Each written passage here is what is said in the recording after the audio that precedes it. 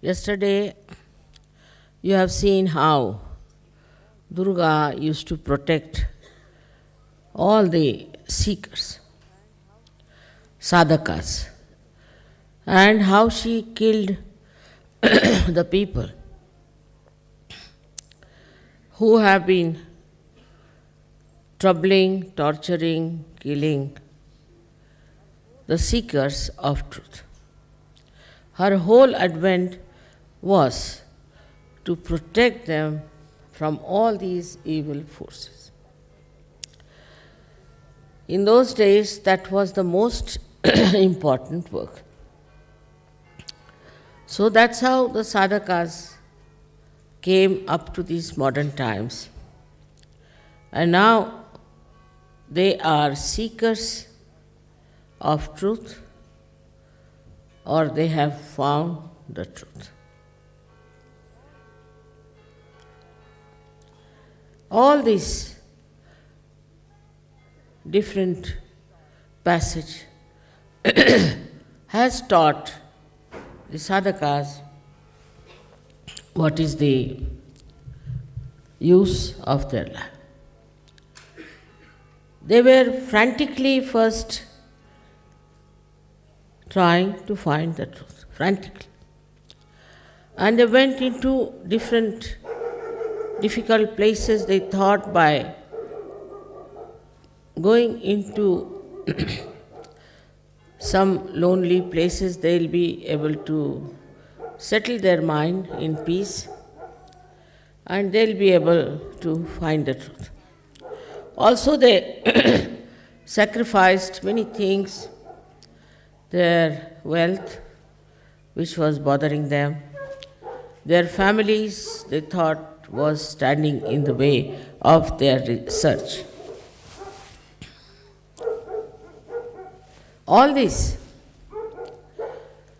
went on, and there are still some people who believe that by becoming an ascetic, one can find this truth.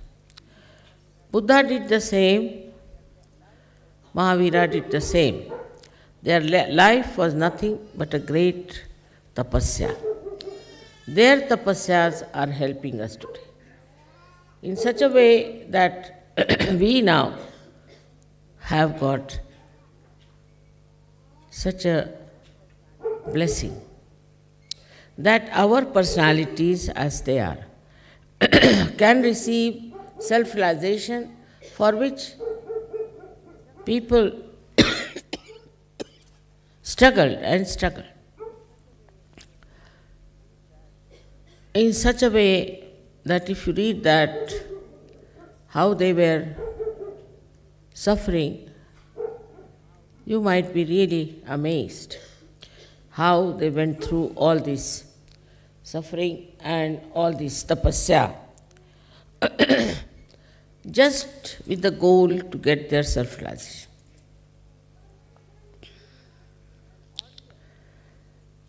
It is an ordeal even to read about them and to know about them. And while they were seeking also, there were so many people who tried to trouble them, who tried to torture them, who tried to kill. And the people surrounding them didn't know what they were doing. They used to ridicule them, laugh at them, make fun of them. With all this, what we learned that we have got our self-realization very easily, without any torture, without any ordeal, without any sufferings, fasting, nothing. It's not true. Because you are the same people who have done all this before. And that's why you are here. It's your matter of right to have your self-realization. It's no way is to say that without anything we got it. Because it is life after life you have been seekers. Whatever path you followed whatever religion you followed, whatever faiths you followed, it was a torture for you. And this torture is today now fruitful, that today you are self-realized people. But in any way, we see that human beings, if they get something rather easily, they don't understand the value of how they got it. Now, to get this easily, actually you must know, is not just because you were nothing. You were something great. You were great saints, went into Himalayas. You did all kinds of ordeals and fasting, and where so many of you were killed and butchered in the name of God. So, today, whatever you have got, whatever realization you have got, is not just something you should think that it's only Mother's grace that we have got. It's your own great personality which has achieved it. Otherwise, it would have been impossible for me to give you realization. Whatever the work the deities have done, they have brought you to this level of human existence, protecting you. But now, naturally, just this is the last step which you have crossed, and you have achieved this self-realization, and so many of you have achieved great heights. This power within us, the Kundalini, which has connected you to this all-pervading power, has been struggling, has been guiding you, has been all the time looking after you, protecting you, so that you should achieve your goal in this Kali Yuga. It was said that only during Kali Yuga this will happen, and those people who are seeking God in the mountains and in the valleys will find it. But there will be normal people, people who will have household and living like normal people in the society. There won't be some sort of sadhus or saints, but people who are married, who have children, all such people who are leading a very normal life will receive their realization. It's already said, it's already predicted by Bhrigu Muni. So it's all being already set, I think, all being planned. But in this, a credit goes, of course, to you people that you have recognized what is the truth. As you know, there are so many false people going about. They are doing all kinds of tricks, they are trying all kinds of methods to entice people. Despite that, you have recognized. This recognition is something very remarkable, and I am myself surprised how, like lost children finding their mother, come back to her in the same way all of you are here. But in this, we should not think that we have got it easily or we have got it without any difficulties, because this can create a little problem that we will not go further with the same speed, with the same dedication as we have been doing before. So whatever you think is easy was not easy at all. It is sahaja, it is what can say spontaneous, but now it is for you to time. It's really to understand that this time is so important. We have to save the whole world, that you have to project yourself, as I said last time, and to find out ways and methods how you can do these things. In Russia, I must tell you, I had a very good experience of a very highly developed soul who is a very well-known scientist. He is one of the biggest scientists of Russia, and he is indulging also into spirituality. He told people that I am indulging into spirituality, I would like to see Mother. I said, all right, I would love to see him. So when he came, he looked at me and he said, I know, Mother, that you are the incarnation of God in these modern times. I was quite surprised for a scientist to say that. But his eyes, so pure and so full of devotion and humility. Then he says that I want to do something if you help me. I said, what do you want to do? He said, I cannot measure your power. I cannot. He had an instrument by which he could measure the power. I can't also measure the power of your photographs. He said, he told me a number which I couldn't understand, was something 700 raised to power, some sort of a billion into billiardi, like that.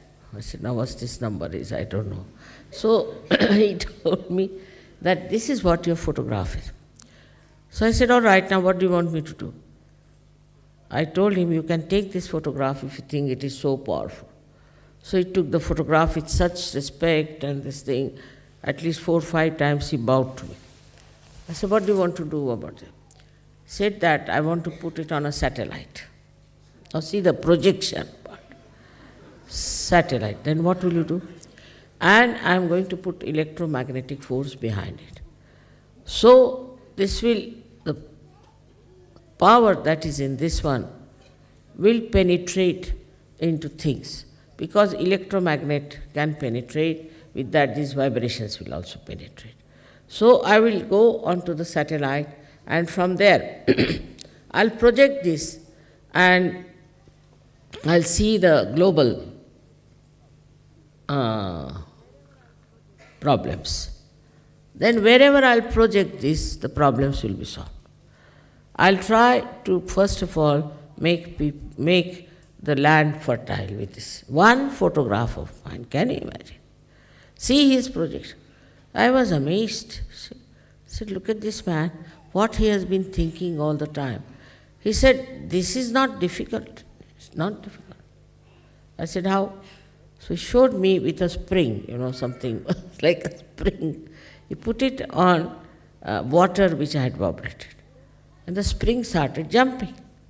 And then he showed with his machine that the whole thing was moving so fast. He said, Mother, just see the water that you have vibrated, how great it is. I said, I have never heard that you can transform this power into something which will work out on material things. He said, this power can work out in anything. It is this power which has created everything. So it will work out in everything. I was so surprised.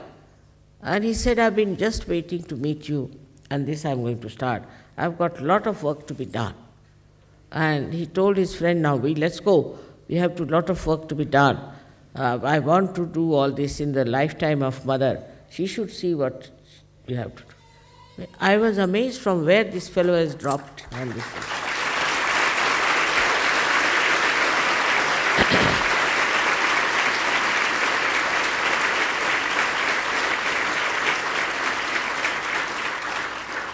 Such an experience of a scientist. In the West, no scientist will even look at me. Nobody will think that they can do something about these vibrations. But you see, he has already developed a method by which he can measure the vibrations, you see. I don't know, I didn't ask him any further questions because I thought he's too much in it and let him do what he likes. And you see, I find that in Russia, people are very highly placed and they have very many ideas. But spirituality is the main thing, and morality. There was another gentleman, I would say he was hardly about 32 years of age, very much sparkling. He came. I asked him, what what do you want me to do? He said, no, you have done too much for us. Now we'll do for you. So what do you want to do?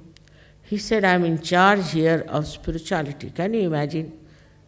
We have no such government where there is a subject like spirituality, that somebody is in charge of spirituality. This is Russia. I said, you are in charge of spirituality, yes. And I have to deal with students from very young age to the college. And can you tell me, mother, at what age the children are more receptive of spirituality? I said, there's no hard and fast rule about it. But as children, very small children, because they are so innocent, it works out. So he asked me, how do we put spirituality into them? I said, you can raise their kundalini, you can tie them up, and they will become really people with such attention that you will be amazed at that. He said, I'm gathering all the people of all the faiths, and I'm going to tell them that it's only Sahaja Yoga which is the right path. Can you imagine? Such a wonderful person, hardly 32 years of age. I mean, one better than the other, I thought. One really better than the other. Then he asked me the schemes. What should we do for patriotism? What should we do for this? He was so much alert. And he said, through spirituality, how can we improve their lives of the students? Now he is in charge of all the students of Russia. And he is also a member of the parliament. He said there are other 8-9 members who are also in the same committee, and they want spirituality to come. I was amazed. I mean, what a country is this Russia? How could they have such people? Then the third one came. He was also member of parliament, very dynamic. First he was right-hand man of Yeltsin, but then he gave him up. He said he's not moral. I don't want to have anything to do with a person who is not moral. So now what are you doing? He said, now we are thinking of getting elected by some another party, name is My Motherland. That's a very good idea. So in that we'll not have fixed idea like it is a democracy or a, you can call it a communism or this. But whatever suits my motherland, that will have. It's a very practical. It's most practical thing, that whatever will be good for my mother-in-law, that we will have. Nothing else. I said, really, this is very practical. And he may one day replace this Yeltsin and all that. Very dynamic, very nice. Just now he was a little bit, I must say, depressed, because he said, there are stupid people over here and this and that. But then he got very hopeful. I said, we'll help you all out. But such a truthful man. And he said, the basis of human life is morality. If you have no morality, then all the rest is nonsense. He studied in England, and he said also in America for quite some time. And the other fellow had studied. And they said in America we got fed up, absolutely, and we don't want to go back there. So the wisdom of these people really was very striking to me.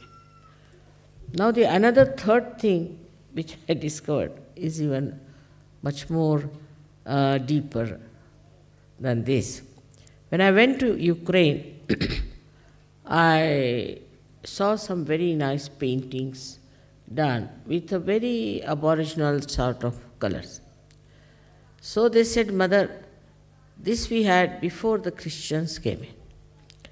They showed me a magazine in which there was a photograph of the primordial mother. And they called it Aditi, that Sanskrit we to call it Aditi. Can you imagine? Then they said this culture existed before the Christian aggression came in. And there was paintings were of Muladhara Chakra in different ways, and also of Agya Chakra. And the way they were talking about all this, even in the magazine, I was really surprised.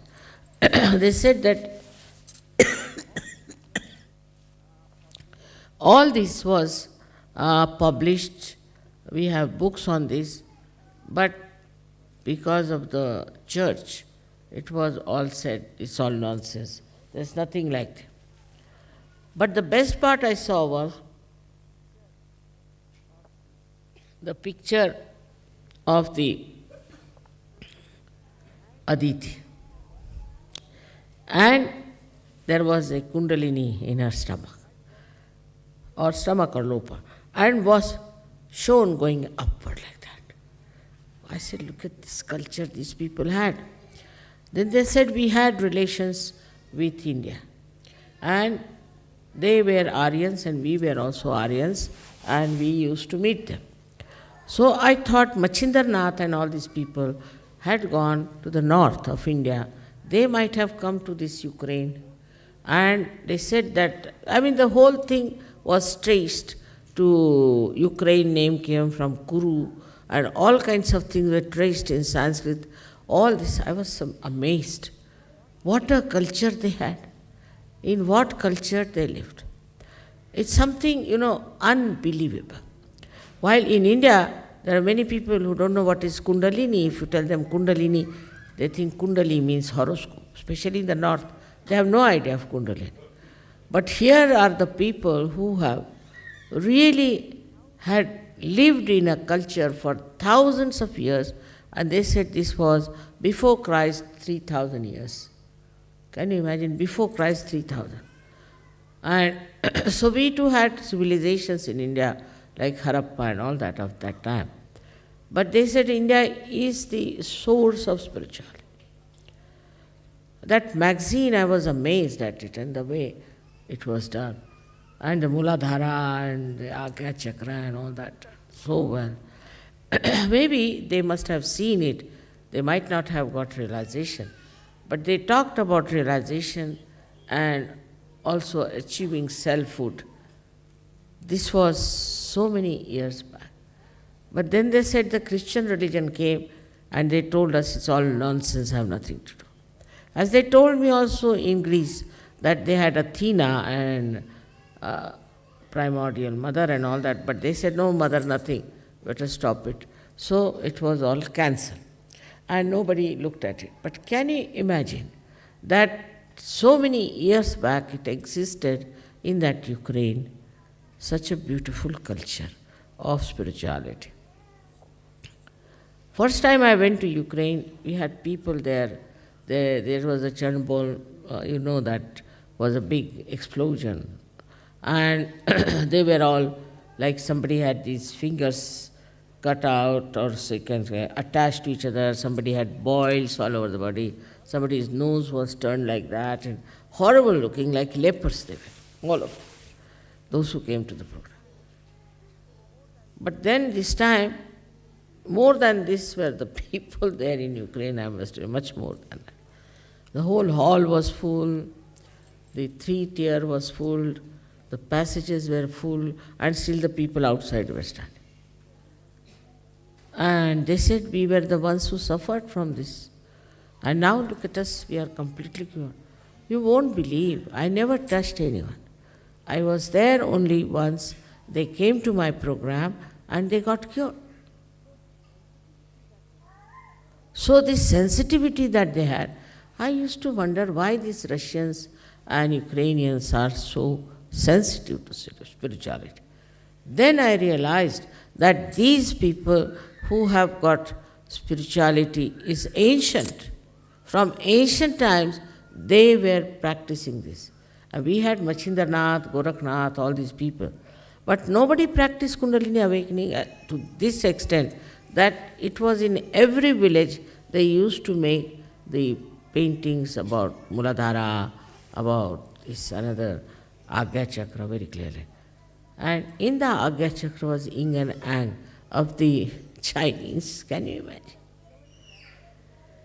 After discovering that, I really felt that in the world there must be lots of people like that.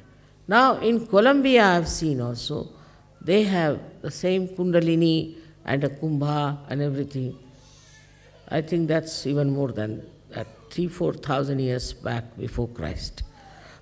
So, what we find that we had all this knowledge in all these countries, and still that knowledge is still working in the minds of the people.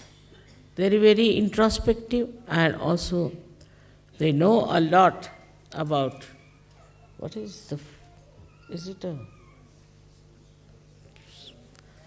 sun. It is this kind of sensitivity comes only when basically in the roots of that country you have exposure to spirituality. It's a kind of a miraculous revelation one could see there, how they knew everything about Kundalini, about the primordial mother, about this happening, about spirituality, and what happens to a person when he becomes a relaxo. The speciality I saw about them, they are extremely humble.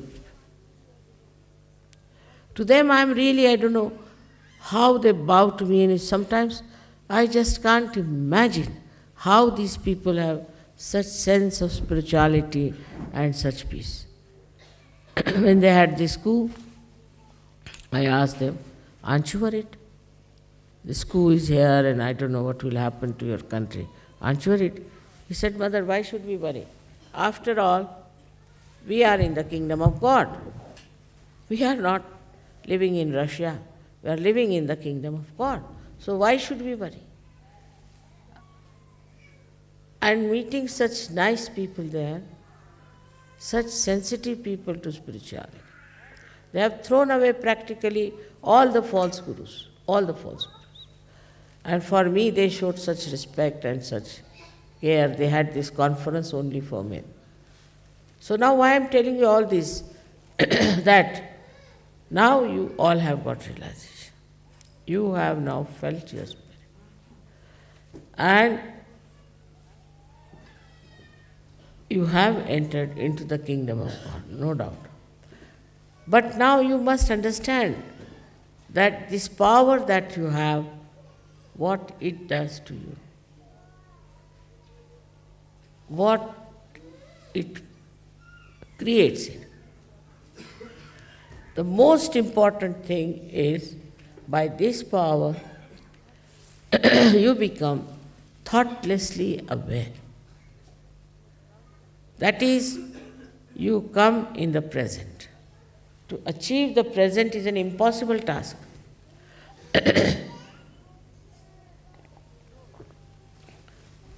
So once you are in thoughtless awareness, what happens?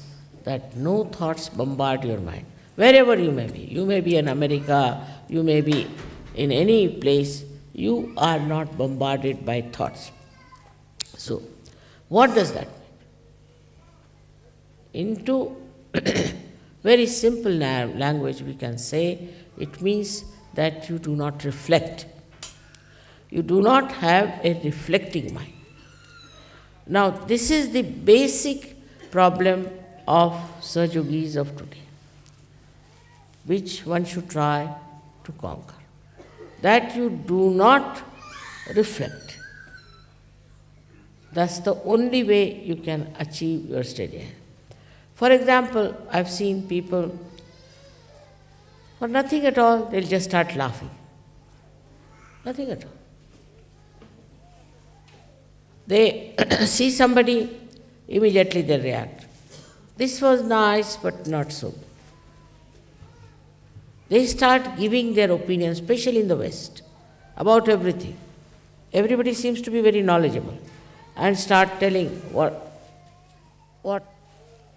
is best, what is not the best, what is not good.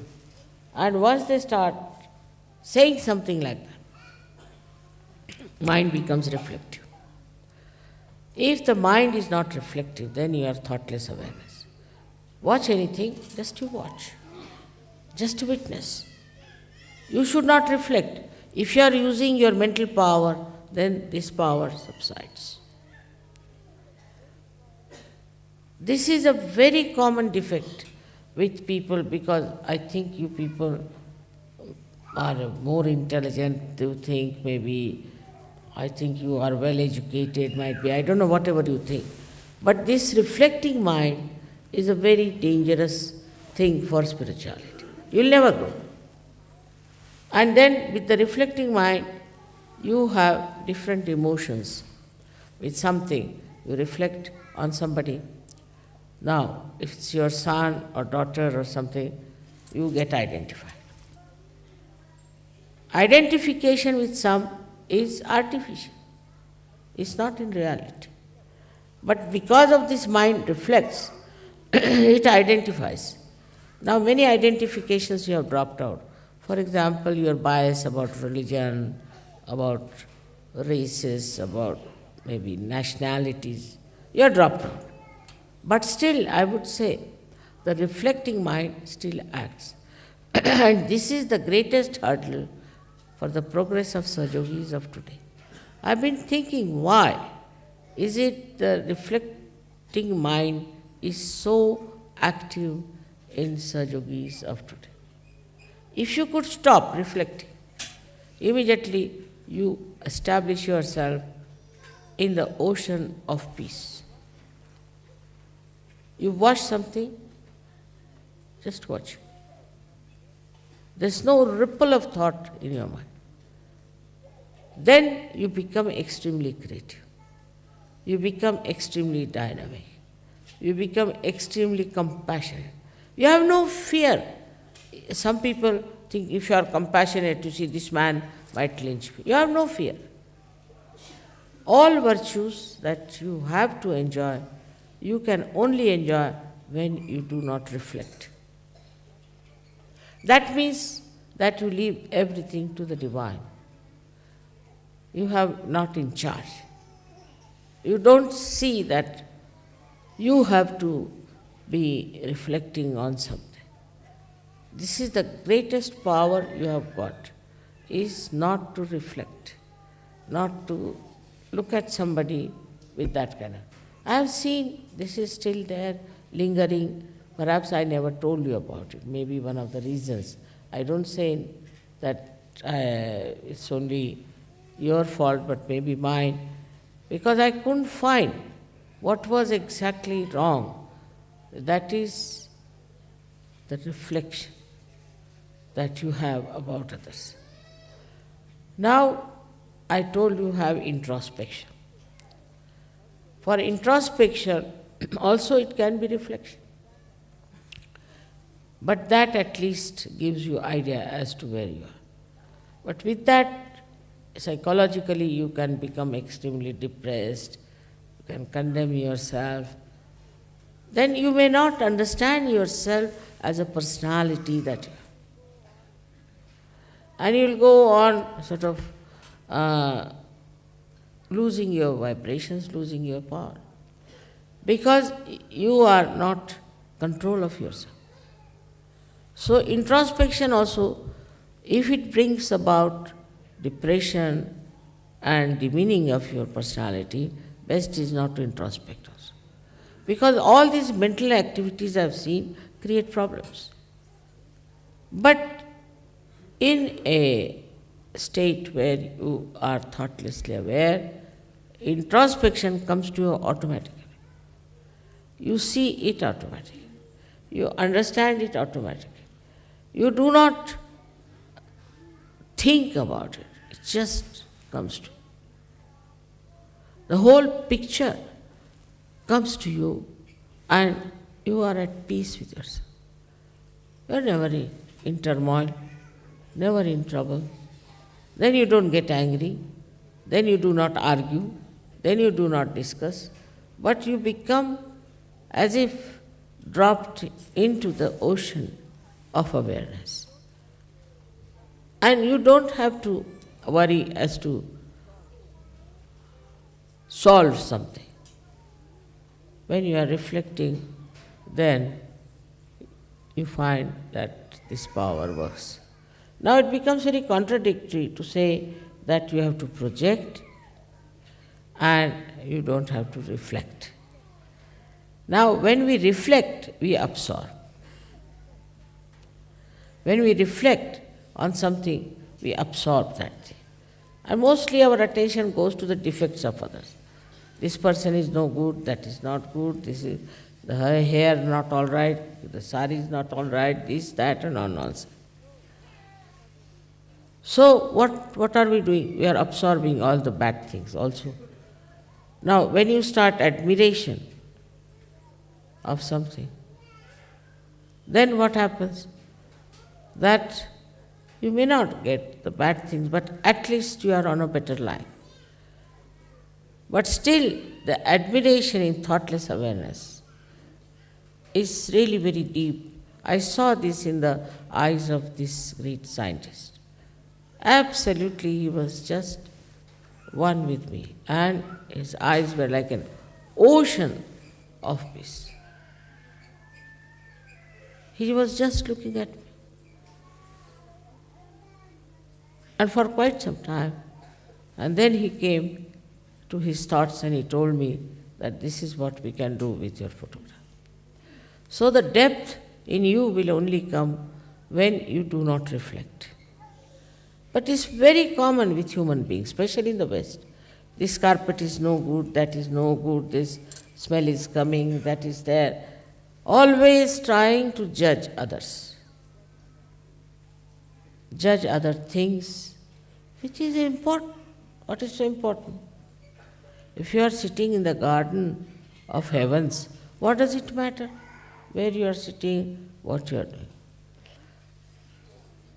This sets in, this reflection sets in waves of thoughts in our mind. I have already once described it by drawing, how the energy that falls on the right side goes to the left side, and the falls on the left goes to the right, crosses over because of two types of cells we have. Then out of this energy that goes to the right, the energy that goes to the left, it is sucked in partly into the sympathetic. Now whatever is left out is the one that reflects. That is the way it goes on reflecting. Now if you can suck in all that energy and put it on our sympathetic, then all our energies will be thousandfold much more. Will not be tired, will not be unhappy, will be able to stand lots of nonsense. But will not call it a nonsense, will not think it's a bad thing, so it has no effect on us. This quality we have to develop. I would say with this today's special celebration of Navratri, like yesterday you saw the Durga's 9 forms also. In that is one is Kushmanda, as this was told. That you absorb all the filth within yourself, in your stomach. But Devi does that, not you. What a Devi can do, you should not do. That's her job. That she is supposed to do this, not you. What you have to do is to only be in silence so that you absorb whatever will increase that silence, will increase your depth. Devi will look after all the other rest of the things. She look after all the filth, all the anger, all the temper, everything that's going on in this world. She will absorb all that. But what you have to do is to just enjoy everything that is pure. Enjoyment is only possible when you are beyond your mind. With your mind you can never enjoy. It's like a big load. It will not act. It will not help. Enjoyment comes when you are in complete silence, in a ripple-less lake, the reflection of all the joy that is created on the shores of that lake are completely reflected. They are not deflected. If there were ripples, it would have been a different image altogether and would have been something nowhere near the image of reality. So one must have a mind which is kept lower than reality. In the reality, actually, it is nothing but peace and joy. Now, a mother's desire is always that children should have nothing but peace and joy. No sufferings, no starvation, no ordeals, nothing. They must just enjoy. Now those days are gone. But even to enjoy this, even to live in that complete peaceful state, you have to be non-reflective. Now you watch yourself.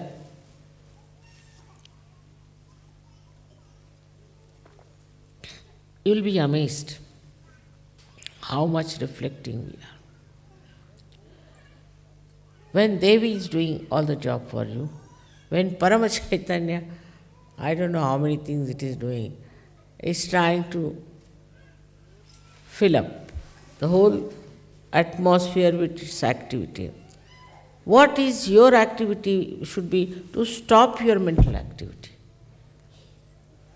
You will be amazed. In that state only you will grow. With that growth only you will become like this scientist.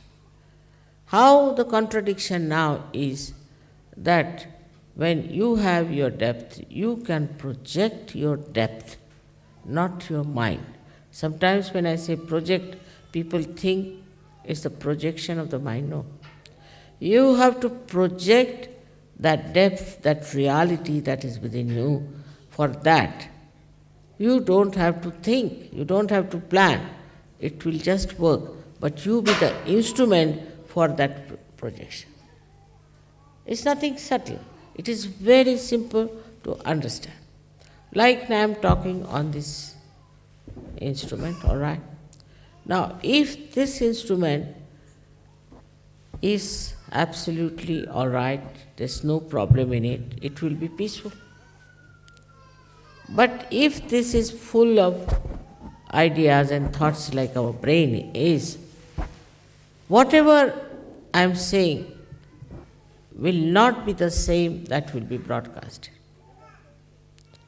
In the same way, when our mind is full of turmoil and arguments and what you can say, comments, or we can also say the reflection, then what happens that this mind gets into like a whirlpool of disturbances and it cannot project itself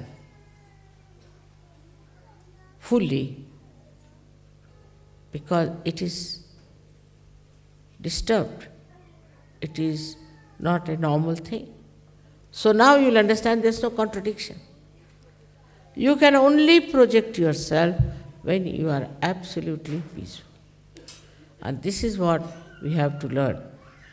This is Navratri's great days are here, and that you should know that it starts actually in the Western world from the 21st, in the equinox, after the equinox, in September.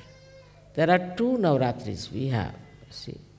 One starts now and one starts after the second equinox. Now, in this equinox, Mother Mary's birthday is the equinox. And that's why people celebrate her birthday. They don't know why she was born on equinox, see, for the balance. Then, you see, because nothing was explained about the lives of these great incarnations, people use them the way they like because they have seen miracles with them, so they do not try to understand why this equinox and why this is celebrated. Now, I was told in Iran this is the time they have the New Year. That means the Muslims observe this as a New Year. So when Navratri starts, is the New Year. That means it's the 12th month for them. And so many things are suggestive of that. That why should it be 12 months? Why should the goddess be born at 12 o'clock? All this has a special meaning and which you can find out, but only possible when you are not reflecting.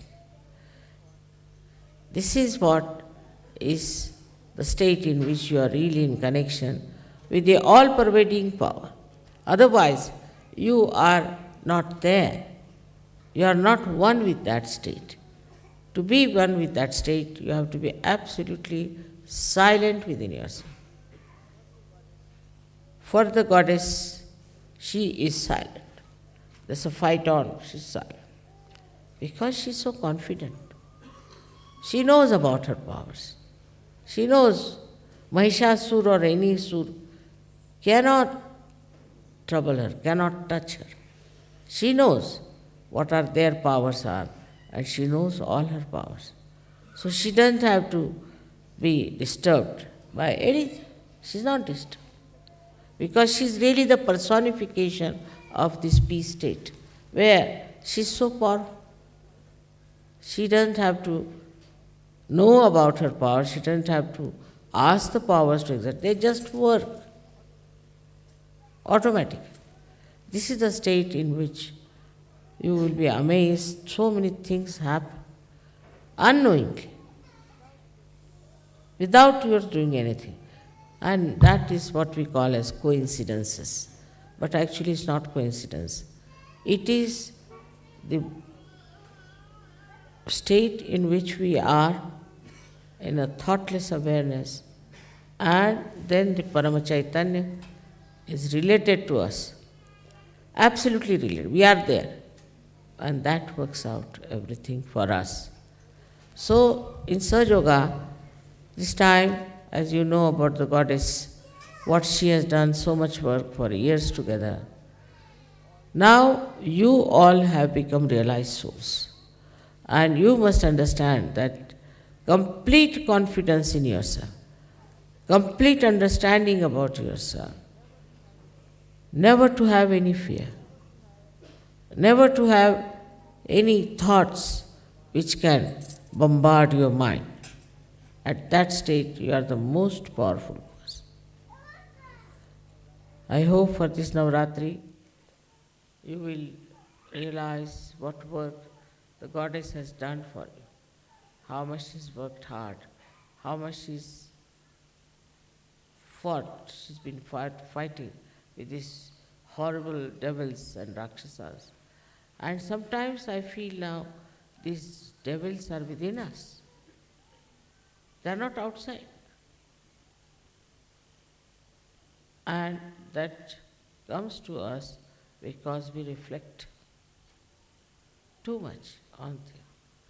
If you talk to any one of the Western people, you are amazed, as if all the media they have on their heads. They know about each and every person, what he did, what was this, what was that. But he's not worried. He doesn't think how we can improve it, how you can work it out. At this state of thoughtless awareness, you encompass the whole universe. And at that state, this power works wherever the problem may be. So we have to understand our value, that we have this power within ourselves. And this is to be respected and to give credit to the goddess, because she's done so much work for us that she should not feel that it's now they got realization just for a song and they are not bothered.